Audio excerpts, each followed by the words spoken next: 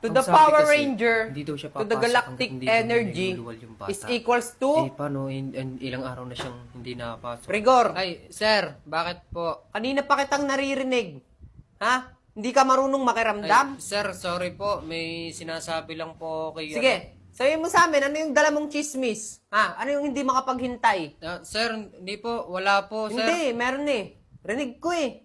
Share mo naman sa amin. Hindi po, sir. About po yung kay Susan. Kaya po hindi napasok. Buntis daw. Oo nga, Eh. sir. Kaya nga po. Ano tunay yun? Opo, sir. Yun din po yung mga tunay na nangyari. Kaya nga po.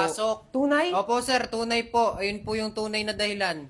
Oh, tama pala yung pinag-uusapan namin sa faculty room. Opo, sir. Tunay po talaga yun, sir. Kaya nga po, sir. Kunyari lang po may sakit pero buntis po talaga.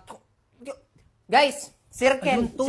Ayusin nyo yung buwan nyo. Dali, Tama na ako kwentuhan dyan. natin. So, paano mo nasabi? Paano mo nasabing, buntis? Ang totoo po niyan, sir, mag-best friend po talaga kami dalawa ni Susan. Ngayon po, sa akin po siya nag-o-open. Oo, kaya wala alam mo lahat ng nangyayari. Bakit pinabackstab mo? Backstabber ka pala.